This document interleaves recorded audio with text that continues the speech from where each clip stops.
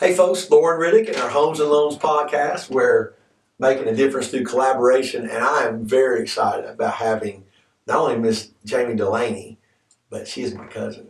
And I am so proud of her. I've known her all her life.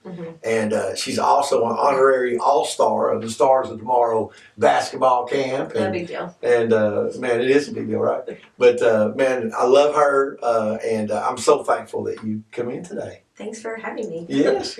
So, Jamie, man, look, so we've known you so long, and you're so pretty. You always do that. It always makes me feel really good. Well, I'm telling you, of course, you can't help it coming from mom and dad, and we got good genes. Got that good green genes. We got good genes. We got good genes. But Jamie's done such a great job in our community. She coaches basketball at Alcoa High School. As a lead assistant, she's also coaching volleyball. You're the head coach there. No, assistant but for 13 years. Yes. So that's very qualified, and she's impacted young ladies and young men all over our area, specifically in Alcoa. And I believe you went to. Where did you go to high school? Okay. Yeah, so my whole life. So good stuff. And also, we're going to talk about your nonprofit and how you serve our community. But let's have the fun stuff, and let's talk about Jamie as a little girl. Oh, gosh. I remember going to our family reunions, and Jamie and I are part of the Green family reunion. Her mother and my mother are first cousins. Okay. And I always forget how to tell people that. Yeah. Your granddaddy Howard and my grandmother Mildred were brother and sister. That's right. Part of 12, I believe. 12. And so awesome stuff. And I remember, I think my first memories is maybe going up to Metcalf Bottoms or something, and seeing you and your brother in the with kids out in the creek and having a good time. But when you think about your upbringing, what are some thoughts that you have, Jamie, that you reminisce on? When I think about my childhood, I just think of how loved I was and how much fun. I mean, this is fun because you know my family. So I just think about family vacations. I think about memories made. I don't know if my parents told us no, and not in a bad way, but it was like, hey, if this sounds fun, let's go do it. Yes. Do we want to go fishing at, where did we used to go? What is that? Fall Creek Falls? Yes. We've been there a couple times. Going to the mountains, going to a game, going to whatever it is. So going to Dollywood. I don't know. I just think about how loved I was, and I don't know if everybody gets that growing up, and I feel really lucky that I have my immediate family and extended family who have just loved on me more than I deserve, I think. So yeah, when I think about being little, I think about had a lot of fun, and I was really extra loved. So and the reunions are definitely that mix. Absolutely. When you think about your favorite reunion memory, and I think, what was it, 70-something years? I mean, it's a long time. It's a long time. We've had even when COVID was going, we kept it going, Yes. And now we go to River John's, which is a great place for those of you that are watching this in California, like, where's that? But it's a great place. It's an island that you drive over, and we basically commandeer the whole weekend. We have the whole island. It's our family, and we do some camping and all that. But there's also some earlier days. So when you think about a reunion, what do you think about? Okay. And y'all used to host some stuff. Yeah, I was about to say, I think if I could recreate my favorite of our reunions was back in the day when we would do our pre-party at our house. And everybody would come over, and that's where, me and you spent every hour in the driveway working on my shot, right? Like, all we did was want to play basketball. She could play, too. She could shoot. And I loved that because me and you were just out there shooting, but also we're playing in the backyard, we had the trampoline, all the things. So it was fun. And then the next we played the boys, if I remember right. You and I played like 3 or 4 of the boys. Yeah. Nobody's winning. It's not fair, but it's all good. So that was always really fun to me. And it was just, it's just more fun when everybody's kind of little, too. Like, yours were really little. And then, and then we're all little, so it just feels more fun. But then that next day we go to Metcalf Bottoms up in the mountains, and then we have a big picnic, huge spread. And I remember your uncle, because there was no reservation. Oh, you got to So it was first come, first served. Oh, you get there early. My cousin Jamie's uncle, David and Danny, they would have to get up at like 4 in the morning, and they would just go lay on the table or something until. We took the whole thing. I'm sure everybody was mad at us, but whatever. But we did it every year, and it was so fun. Kids play in the water, we're eating food. Playing horseshoes. I feel like that's where y'all stayed. Yeah, I miss those days a little bit. I do too. Life's easier when you're just younger too. I just feel like little different stresses and responsibilities though. Well, I think, obviously, man, you've always had a great heart, and you come honest with that. I do. And I can remember your mom, even in the little basketball camps, she would come, and your Aunt Charlotte would come, and they're always first ones to help pass out the food or the T-shirts and all that. And so I think you've bottled that love up, and that continues to serve you. 100%. And we'll be talking a lot about that in the second segment. Yeah. If you think about, like, when you were coming up, any words of wisdom that you reflect on from, I don't know if it was from Uncle Howard or whoever, but anything that you think about that you kind of take with you, anything that sticks out? Yeah, I think something that I would say I've taken a lot away from my relationship with my dad, and just the way he loved people and the way that he and my mom, both of them. I just think that when I look to people who love people well, I look at them. But my dad always, I don't know if he really like gave me words of wisdom. He just did it, and he just gave generously. Like, if you're gonna do something for someone, do it as generous as you can. And my mom is the exact same way, and it's not really about words, it's more about showing up and celebrating big. And if you're going to give somebody something, give all that you got. And then, just thinking about my mom was big on sending thank you cards and always telling people how much you appreciate them and how much they mean to you. And so I feel like I was given that as a child, but I watched them do that to everybody else too. And I think about my dad getting my mom gifts. Me and my mom are pretty similar, and we don't really like gifts, and I think my mom too. She's just pretty simple and just wants to be with her people, but my dad is a gift giver, so he wanted to give extravagant gifts, and my mom didn't want it. She worked in the hospital, and I remember one year specifically, she said, Joel, I just want just a really cheap watch to wear that I can get dirty at the hospital, whatever. So she told me that. I told Dad, I said, okay, let's go to the mall. Let's just get her a cheap watch. I know what to get her. We'll get her something cute. So we find it. I'm like, this is perfect. It might have been like $15, He said, absolutely not. That is not what we're getting your mom. And I said, but this is what she wants. Yes. And he said, we're not getting her that. So then we, of course, go to the counter, and he wants to pick out a beautiful watch that he wants to spend more on and he thinks is really special. And he buys that, even though I've told him that's not what she wants. Yeah, right.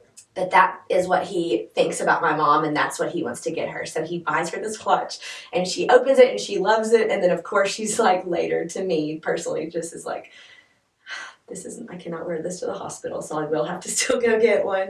But that is exactly who he is. And as funny as that is, and there's other stories. I mean, Mom would say, I want a truck bed of mulch for a gift, and he's like, absolutely not. I'm going to get you something, so. So let me ask you, secretly, did she like some of the overage a little bit? I mean, I'm sure yes, because of course the thought is precious. Yes. But then, of course, who doesn't like a nice watch? But my mom's so practical, so. Well, you got an awesome husband, Clint. For sure, and yes. It's such a wonderful wedding. I was able to be there and we partied see that. It was awesome. It was now, does Clint bring the gifts and stuff? And you're like, because Missy, I don't like flowers.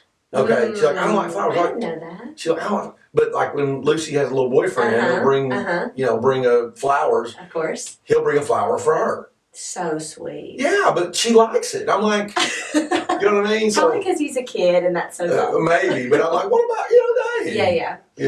No, Clint, he's, of course, we've almost been married for 10 years, which is crazy to say, but I do love flowers, and he does know that. So there have been times important dates where flowers are downstairs, and he'll get my favorite snacks and things like that, which, he's figured that out. But well, you can tell his vibe is like ride or die. This is my girl, 100%. And he's the best. Always right there. Oh yeah. We're a team and everything. And he's a scrawny little fella. He's like 5'2", right? Yeah, something like that. Clint's a big fella. He's 6'7". Yeah, he's a big fella, great guy. But big teddy bear. Yes. Just like I can tell you. Yes. Now, one thing I know that we choose to celebrate life. And Missy's dad. It'll be 4 years in August when he passed away, and grieving and loss is a big thing, and especially me having my being a daddy of a little girl. Yeah. Like one of the things that the most beautiful little girl on the planet. I love her. Really, I love her to death. Her inside's even pretty, right? Even prettier. Yeah. But I was like. She turned 17. Like, is that crazy? No, that's crazy. That is crazy. But I be a senior. I know. That's crazy. But one of the things that I really distinctly remember, Jamie, is when I became a daddy of a little girl, two things come to my mind. Like, number one, if I look in that mirror and I'm like, you know what, if my daughter can find someone that's as good or better than me, she did good. Yeah. And I figure, you know what, that's a pretty good, I agree. And then the second thing was how much I appreciated Missy's dad trusting me with his daughter. Right? Yeah. But I know it's been tough on her. She still misses her daddy tremendously. I get it. And we don't have to go real deep, but if there's anybody out there dealing with that grieving, because how long's your father been? It'll be 4 years. Yeah. So really, this month, yeah. Yeah. So you and Missy are right about saying. Oh yeah. Good and bad days. Yeah. Just have to. What are the strength things you just choose to? Because one of the things that and I know your dad was very courageous. Oh yeah. And I always had a great spirit. And I was just telling one of my clients earlier, my uncle, my dad's little brother, he passed away of multiple brain tumors. 20 some odd years ago, maybe 30 years now. Wow. And I was his caregiver. And I became more of his caregiver than his nephew. Yeah. He was my dad's little brother, let me borrow the vet for the prom and all this. And, but I had a really tough time, Jamie, because there was this much, of huge amount of positive memories. 100%. But at the end, I got a call. Hey, your uncle's, and it'd been a few weeks. He didn't know what world he was in. It was bad. It's hard. And he was over on the 4th, I forgot the nursing home over on 4th over here in Maryville. And I got there a little late, and he'd already passed. And the orderlies were taking the bed sheet and lifting his body up and putting it over. I could not get that out of my head. Yeah.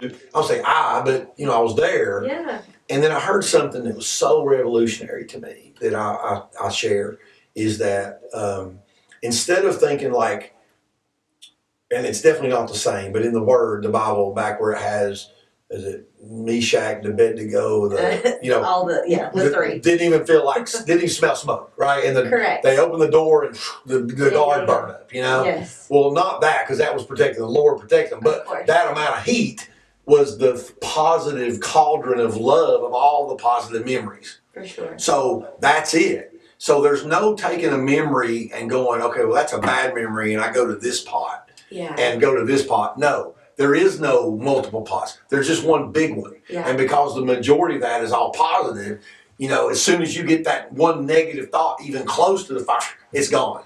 Yeah. Does that make sense? Oh, it does. So I get it. But I want you to share if there's anything, you want, or we can change channel, but I know that's been tough for you, but I also know, it also fuels you. Yeah, absolutely. And you've got a cool, a signature of Papa. So, I do. Anything that you want to share that maybe would help somebody else out there? Yeah, I'm actually thankful that you brought this up, because I think I'm going to just be honest with you, until I'm in my 30s, I've never even thought about grief. I never thought about that.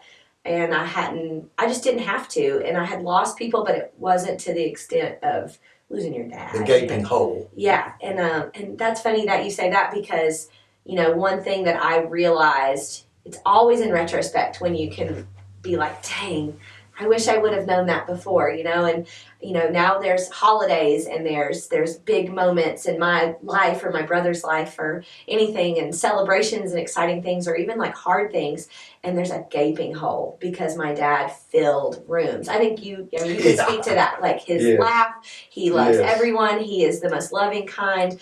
I had friends growing up who would say, I love coming to your house because even if I get a new dress for a party, your mom's going to be so excited, your dad's just going to compliment me, and I'm going to feel so good when I leave, which is, I love that because it's true. But when my dad's not there, there is a gaping hole, and I've had to readjust and, like you were saying, not think of it as just a negative, but also how can I live now in this different way. And so I think that's what grief is. Grief is it never goes away. And like, I think me and Missy could sit here and talk a lot about that, but it's like, I think people think grief should just get smaller and smaller over time, but I think it just stays the exact same.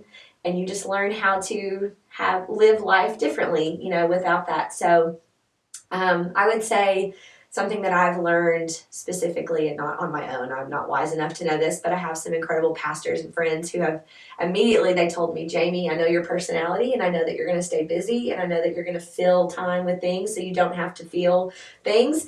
And they said you need to make time to grieve. And I thought, what in the world does that mean? Right. And I'm still trying to figure that out, but I think this journey has taught me to speak on what I'm feeling and to call out and to not pretend like I'm okay all the time, which has been a big part of my life of I'm always okay, I'm always on, I'm always happy, I want to be there for you. And there are some days I can't, and I'm getting better at saying I'm not okay today and letting that be okay. And so I that's something that even in my nonprofit and our ministry, that's something that I've wanted to incorporate of like everybody in, has some type of grief, whether it's you didn't make a team or you lost somebody really important or you lost a job. There's so many things that we grieve, and we say, well, that's not as big as so-and-so, so it's not, I shouldn't be that worried about it, or I should just be over it. It's like, no, I think everybody struggles with things and it's okay. And I hate that our culture is, you gotta pull yourself up by your bootstraps and just move on and figure it out and put on a good face. And I think I want more moments of, let me sit and hear how your heart is and how your head is. And people have done that for me, and I'm really thankful for that, because I do like to be tough, and I do like to be independent, and I do like to be okay. And sometimes you're just not. So we're going into year 4, and it's just as hard as it was year 1. And you were talking about like your last memory, and I got to sit with my dad when he took his last breath, and that doesn't leave my head, Right. And it's hard, but what a beautiful thing that I got to be there with him. And not to keep talking over and over, but like one memory that stands out to me is my dad had Parkinson's, and so this was a long journey, and you can speak to this too, of just decline. Well, I hadn't even honestly. He handled it with such courage and positive mind. He did. I really didn't even know until he told me. Yeah. And then you started seeing like struggling walking, and then so we slowly got declined, but it was a long time. It was a lot of my life where it was just that. But in those last month or so, I mean, he just really wasn't present, and it was hard. And so we were spending a lot of time with him, but in and out. There was this one day, like right before my dad passed, where I had just all to myself. I just was kind of sitting on, my mom had put a bed right beside his down our living room.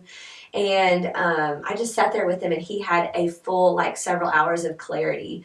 And we talked, and we laughed, and we reminisced, and he just wanted to talk about how he remembers how I hit a game winner at that one game and this. And I was like, I don't even remember that. And he would talk about just things that were popping in his head, like sweet memories. And then he wanted to read Psalm 23 together out of nowhere. And that was just something and it was this sweet moment. And my husband actually walked in with some, I think, ice cream and ices for both of us, because that's our love language. And he snapped a picture of me and him talking. And that's probably the most precious thing I have. Sweet. Yeah. So, but to me, I can remember that moment and think about how good God was in that moment, and how that was 100% for me. Yes. That was provision, and so I think in the middle of grief, there's still so much beauty and so much to be like thankful for. And so there's hard days, and then there's moments where I just want to cling to those things too. So I don't know. I think everybody grieves, and I think we want to pretend like we don't, and I just want to stop doing that. Well, the one thing that comes to my mind is that as we close out the first segment, you're so impactful with the children, the kids in our community. And I think that the conference in Vegas I told you about is part of the social media, all stuff, but there's a gentleman named Ed Milet, and he talks about a few things, but one of the things he said is very profound. He said, we're most able to help the person that we used to be.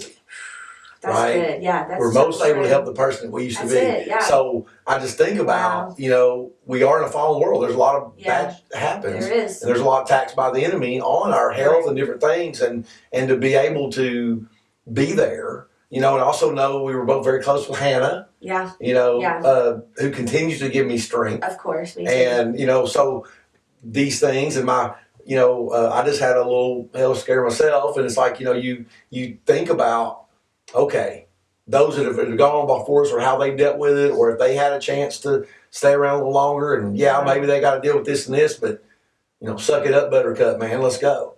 So there's that balance of there is. Get it on and have a little time. Yeah. Jamie Dulany, Coach Jamie Dulany. Guys, we are so excited for you to be here. And again, all of our podcasts, we're so thankful that everyone's coming in. And if you want to follow all of them, go to Homes and Loans Podcast.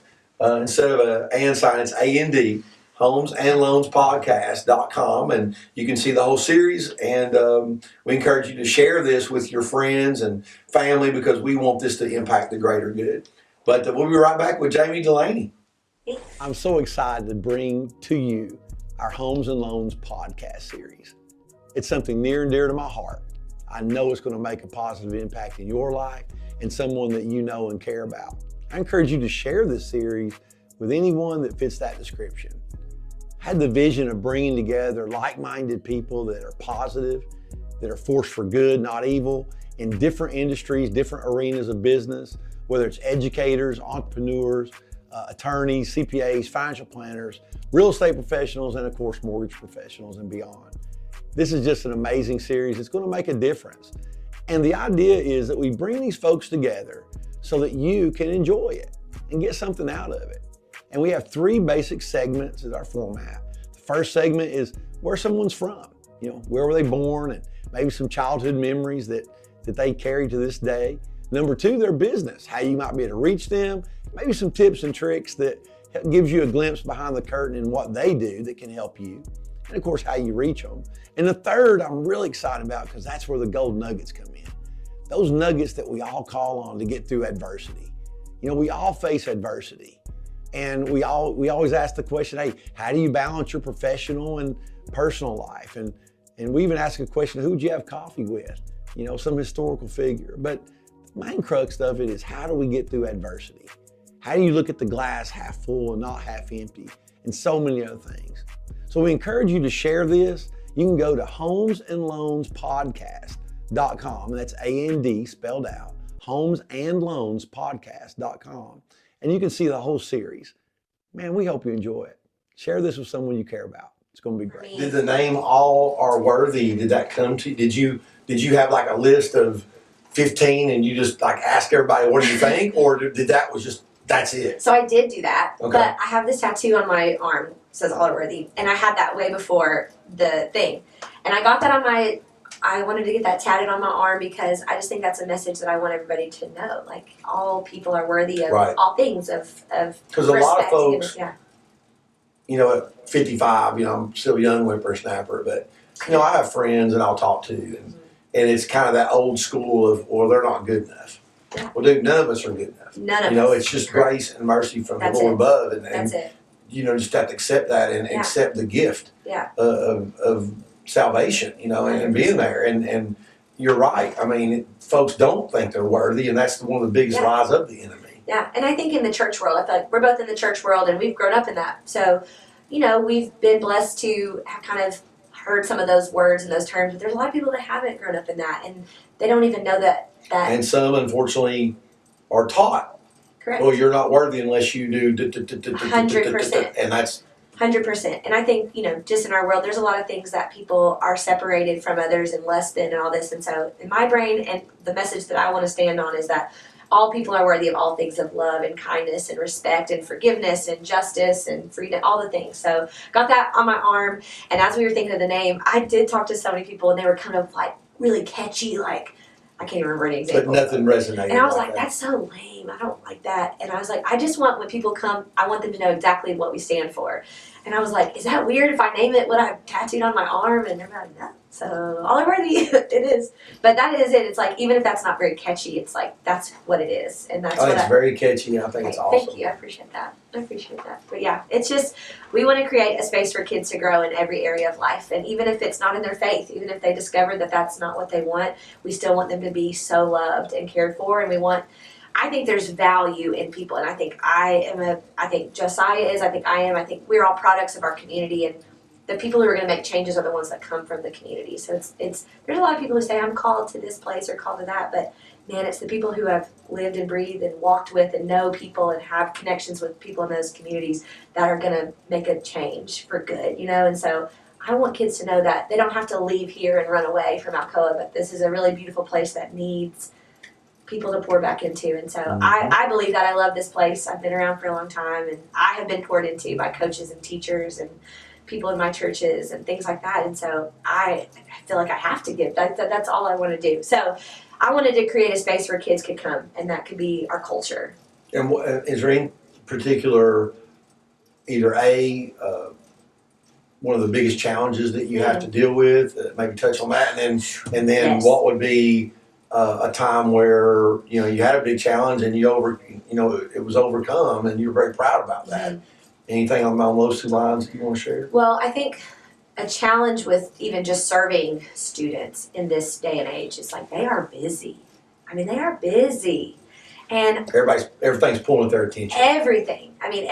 Lots of distractions. And I mean, I'm guilty. I'm busy. But I think you can remember back in the day when there were some days that were kind of just sacred, not sacred days, but like kind of reserved days chill days, for church days, or for, you didn't have games every day of every week. And now that's the thing. And a lot of kids, especially in Alcoa, big time sports world, but kids are involved and they are playing sports, or they're in the choir, or they're doing all kinds of clubs. And so just finding time where they can be a part of both and then also that we can like show up and support them while also having that. So that's always tough.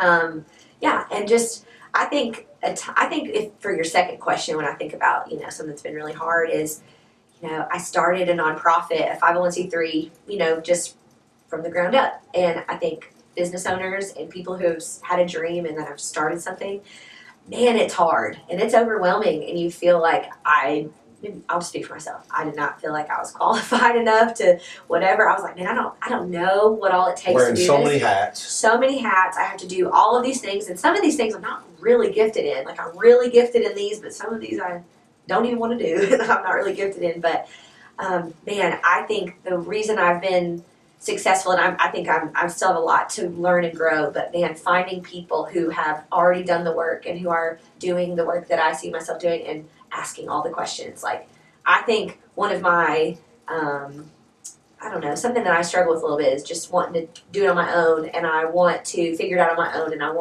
don't need any help, right? Like, I'm good. And that's just not helpful. To delegate. It's not a good mindset to have. And I just think. Well, part of it is that's your baby. It is. And you don't Nobody's just gonna trust love it. and you want to trust, that brand and your vision to somebody else. And when you're dealing with children, you've got a lot of blank canvases, very impressionable. For sure. And if you think somebody's got their stuff together and they come in and talk crazy, it's like, I know. There's the fear of that all the time, right? Yes, so it's like, let me micromanage, but I don't have all the answers, and I want to learn from people who have already gone before me and who are really successful. So I don't ever want to pretend like I have all the answers, and I never want to pretend like I have it all together, because I sure don't have either of those. So I always want to connect with people who can help connect me and also give me the wisdom and resources. And when you're walking in favor, and your ministry, your nonprofit is in favor, you know that God's got that. You know what I mean? And there's folks praying for you, hedge of protection, all of the above.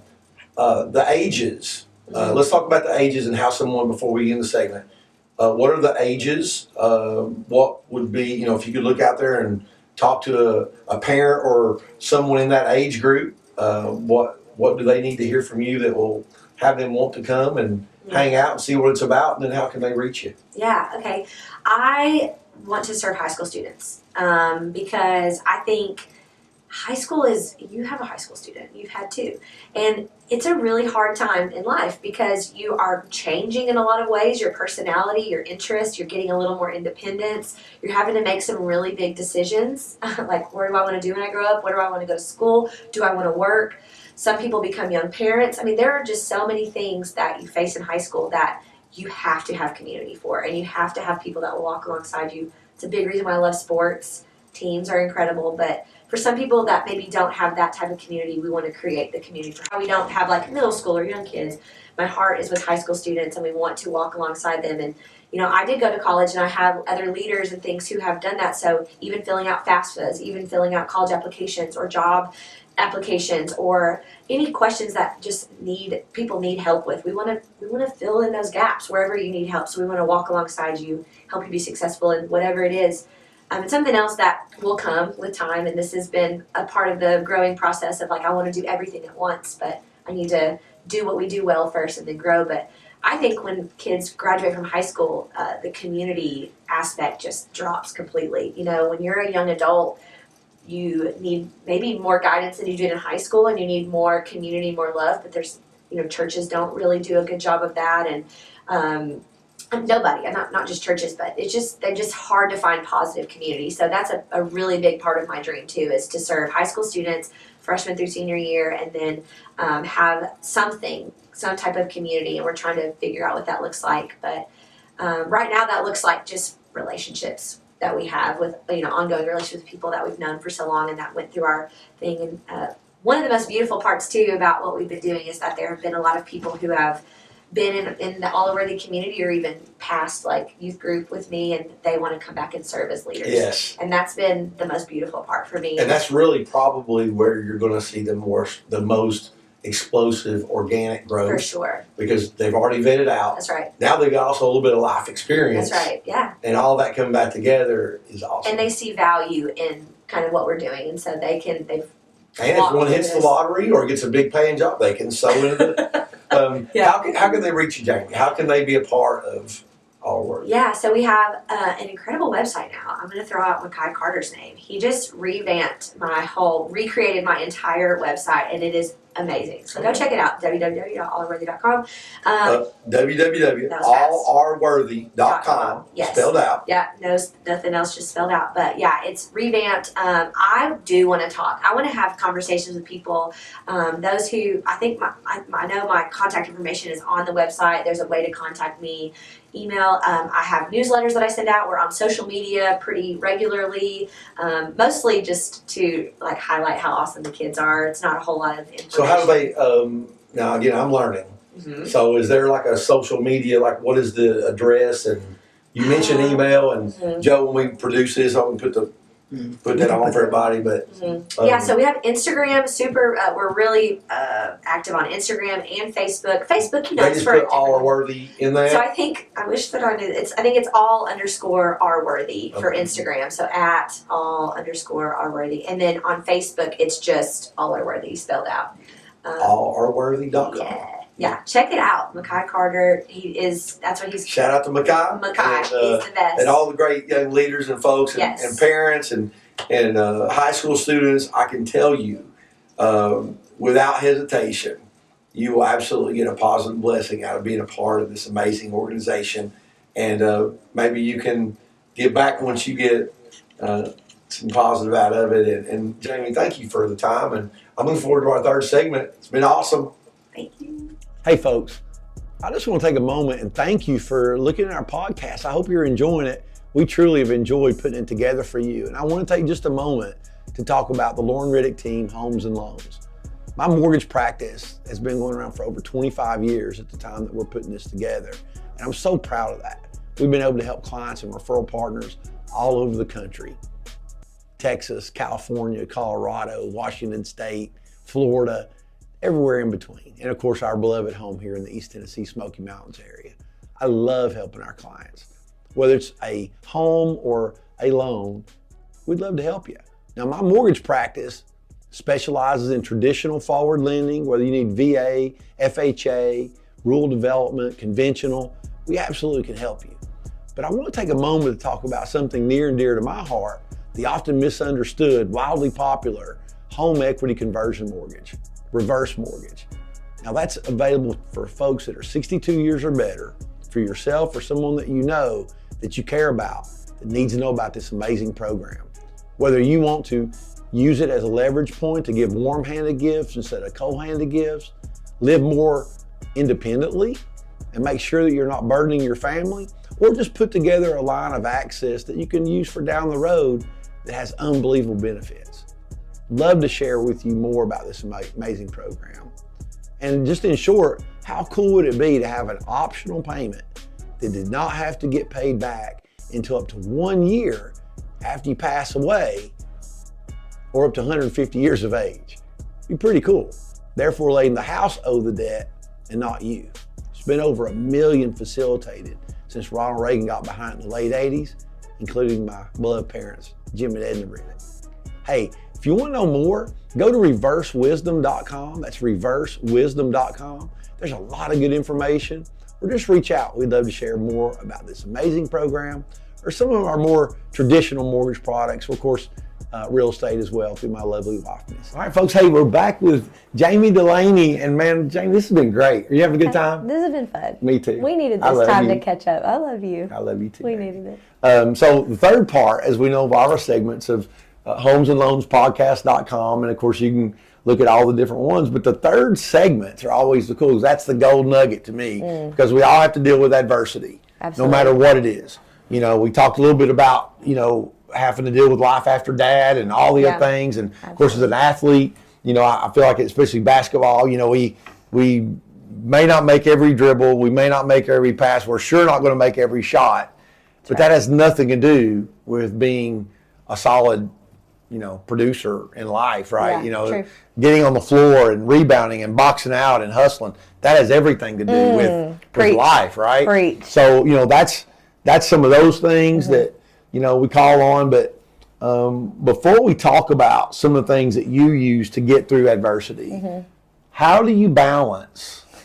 Because, you know, you're not a mom yet, but you are a mom because of all these youngins, right? And your players and everything else, but you're a wife, you're a daughter, you know, you've got, you're a sister, you know, your cousin, you know, all this stuff. How do you balance? How do you balance that? Well, when my husband watches this, he'll laugh because he'll say, there's no balance. That is definitely a journey that I'm on trying to figure out, because I do think a lot of my job bleeds into my personal life, because it's not just a gathering from this time to this time. It's not a 9 to 5. It's all the time. And I have this incredible blessing to get to be a part of people's lives, you know, on the court, in locker rooms, but also in their home and in their personal lives. And so the balance. I am learning more about balance, and I think really the balance for me is, and what I've learned is carving out specific time in my week for rest and for quiet and for time that is just for me and for my time with the Lord. Sometimes that looks like walks. Sometimes that looks like naps. Sometimes that looks like going on a little drive to get my favorite lunch or something. And I just try to carve out time, because I do love being everywhere at one time, and I think I'm pretty good at that. But sometimes I need rest, and I also need time spent with my husband. So we're not great at it, but we carve out, you know, date nights, going to a movie or doing this and that. But I would say I'm not an expert at balance in any way. But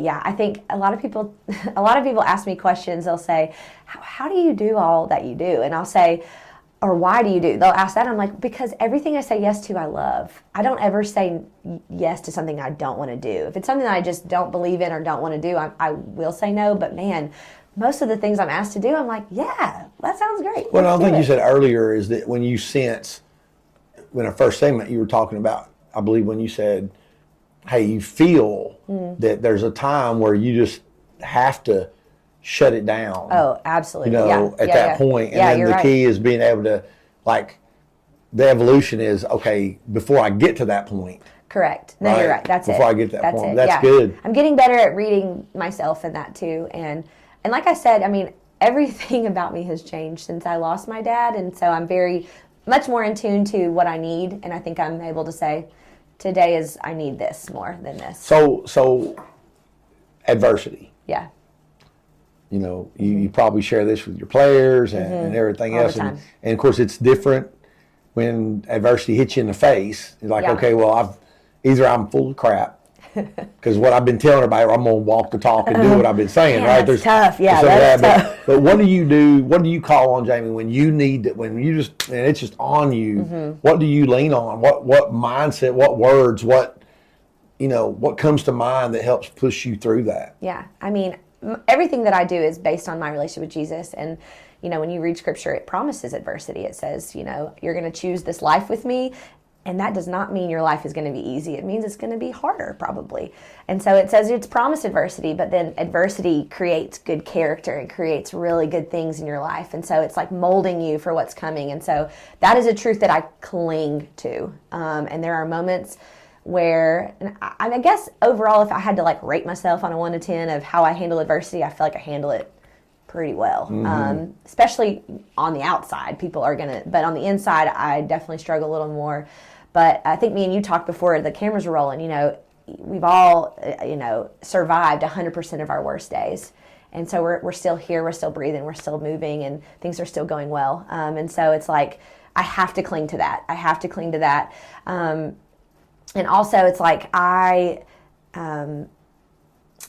this is something I've had to get better at, because in the day-to-day, if you ask me right now, Jamie, how are you doing in your job? I would probably be like, well, I'm failing at this, I'm not doing well at this, I'm not very good at this. But then you'd say, but what all have you accomplished? Yeah, and then I can say, oh, well, I guess I have done this. And so I've had a lot of people point me in that direction, and I try to think that way more than, man, I'm failing. Because in the sports world, it's all about failing. That's all it is. I mean, volleyball specifically, every single play, somebody fails. And I have girls that get really upset about it. And, even in basketball, it's like you get really upset about that one mistake and that one failure or that one thing you didn't do perfect. And it's like, you get another chance to do it. That's right. Well, I love the thing about Want the ball back. That's right. Get the ball back. And I love the thing about how is a diamond created, right? A lump of coal, yes, heat, that's it. Pressure, and cuts. That's it. And buddy, do we get the cuts? Yes. And do we get the pressure? Yeah. And do we get the heat? And let's not pretend like those things aren't hard and that those things aren't, really traumatic even. Like, there are things that are hard, and I think we can call it what it is. But I think my mindset has to be, where have I been? Where am I at? And how has the Lord already provided for me? And how has He already protected me? Because if I'm just going to focus on, in that moment, that little snapshot of what is hard, then I'm going to discount everything else the Lord has done in my life. And so I cling so tight to the words of encouragement of people. And I'll say this, when I worked at the church, working in a church is hard. So shout out to all of you who work in churches, because you're doing the Lord's work and you don't get credit for it a lot of times. But I just remember, hearing a lot of critiques and a lot of things. That's life in any business. But in a church, so I just remember any text I would get, any email, any words, any card that was kind and encouraging, I would cut that out and I would put it in a notebook and I would revisit it all the time and just be like, okay. Fuels your soul. Fuels me. It's like, let me be reminded, because I think that's what the Lord wants for us too. It's like the enemy wants us to believe things that are not true, and he wants us to sit in things that we struggle with, or things that we've messed up in. He wants us to sit in that and feel like you're not good enough. And the Lord is like speaking truth to us. It's like, no, I've created you perfectly, awesome. And I've given you all of this, and I'm promising you all of this. Like, lean into my truth, not what the enemy wants you to sit in. He wants to be divisive. He wants to make you feel like you're not good enough. And so I try to be creative in the ways that I can remember that truth, and I cling to that hard. What do you want your legacy to be? I don't care if anybody knows my name or about Allerworthy. That's cool if Allerworthy lasts forever and ever. That would be really wonderful. But I hope people feel really, really loved. I hope that they can look back and think, like, I had somebody who was 100% on my team and who cared for me and would show up for me. And now I know that I can do that for other people and how important that is. So I think that's really all I hope to do in general, is like, I hope that people just feel loved and feel cared for, because as much as I have been loved in my life, that's just not the truth for a lot of people. And that's what breaks my heart, and that is what I want to just do for others. And that's the same thing for my husband, Clint, and just the people that I feel like I'm in a circle with. I think we're all on board with, let's just show up and celebrate people. And that might be a really stupid, corny answer. No.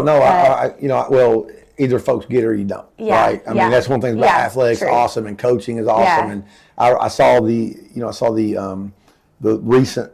I guess it was a little not a series, but it was a one-time sit down with Coach K and Roy Williams. Wow. And they were talking about a coach is able to, in any other thing of life, and a lot of times at home, you don't have someone that, I believe in you, we're counting on you, we believe in you, we need you. That's right. And build that in here up. Yes. So that's awesome. All right, so look, last question. Okay. If you could have coffee with any historical figure, Okay. and you could have more than one, but one that comes to mind, Okay. who would that be? Okay, I'm gonna cheat, and I'm gonna give you like a current, because I was really thinking about this. And I was telling Joe too. And it's cool that you have many to think about. Well, yeah, but I was thinking I was like, it's definitely gonna be a woman, a really powerful, incredible woman who has impacted the world, because All right, girl power. Yeah, but also who I really want to have coffee with is like Lauren and Josiah and all my people. Those are. But I think Dawn Staley right now, I think she is impacting our world in the most incredible ways. Like, I am looking up to her as a coach, as a leader. You can tell how she has created a culture where these girls are bought, class excellent. They are bought in. They will run through. And she tells them, "Hey, you might go somewhere else and get 40 a game, but if you want to win championships, it'd be something special, right?" She doesn't. She's not known for her, crazy personality, and her. She's not that. She is class. She is amazing. I mean, she is everything good. I would love to pick her brain and just hear her stories. I could sit with her forever. If I was going to think of an historical, this might be a really corny answer, but I even kind of feel silly saying it, but Mother Teresa. Okay. Okay, because I actually on my phone have a quote, one of her quotes, and when I think of her, she was a woman who loved God and loved people, and she gave up everything in her life to give to people in need. Everything. So she literally chose a life of living on the streets with people, and her ministry started by her heart broke for people who were homeless, who were dying alone on the street. And so her ministry started with her just being with them as they died on the street. And that is so beautiful to me. And of course it grew and people supported her and it changed, but her heart broke for what breaks God's heart, and loved people and sacrificed